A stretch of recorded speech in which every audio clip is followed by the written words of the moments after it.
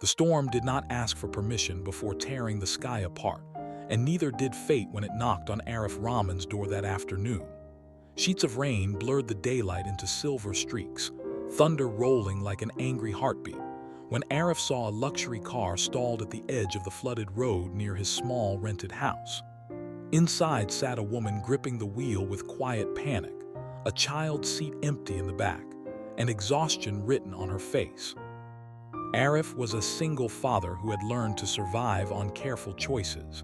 Yet in that moment, something deeper than caution pushed him into the storm. If you believe that kindness can change destinies and that second chances still exist in this world, please take a moment to like, comment, share, and subscribe to the channel Life Spark Stories. Your support keeps stories like this alive. Arif's life had narrowed to essentials since his wife passed away 2 years earlier. Daytime was a balancing act of factory shifts, school runs, and making sure his 7-year-old son Sami never felt the weight of what they had lost.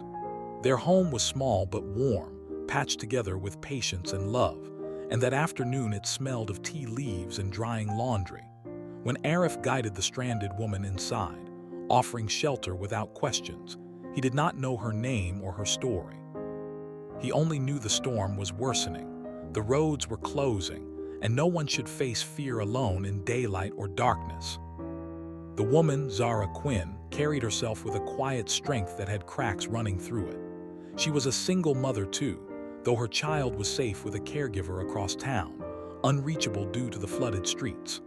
Her soaked blazer and polished shoes looked out of place against Arif's modest living room, yet she accepted the towel and warm drink with a gratitude that felt raw. Outside, sirens wailed distantly, and the rain refused to soften.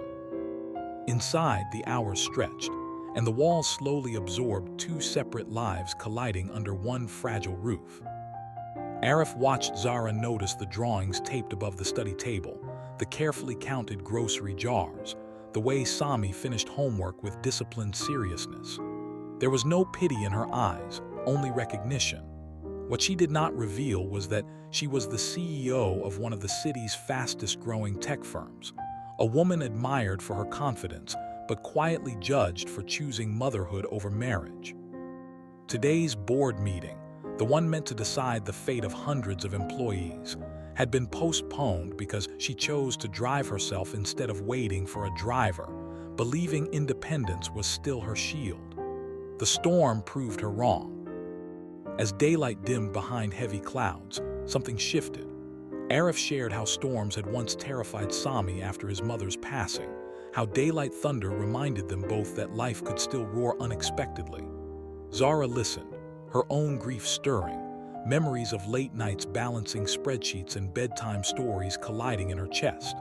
The storm outside mirrored the storms they carried, yet there was an unspoken calm growing between them, a reminder that survival did not have to be lonely.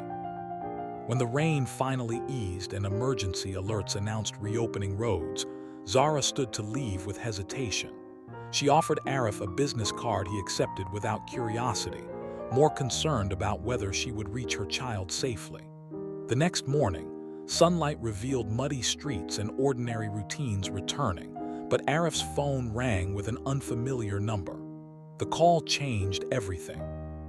Zara had discovered that the factory Arif worked at was set for sudden closure, and with one decision, she redirected a partnership to save those jobs.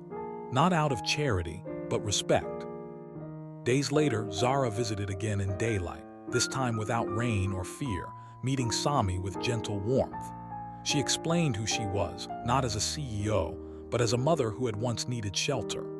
Arif realized kindness had not only protected someone from a storm, it had built a bridge between worlds that rarely touch. Together, they began reshaping futures, supporting each other's children, and reminding a watching city that empathy could ripple upward, not just down. If this story touched your heart, please show your love by liking, sharing, and subscribing to Life Spark Stories, because every small interaction helps spread stories that matter. Before this story ends, we kindly ask you to comment below and share what kindness means to you in your own life.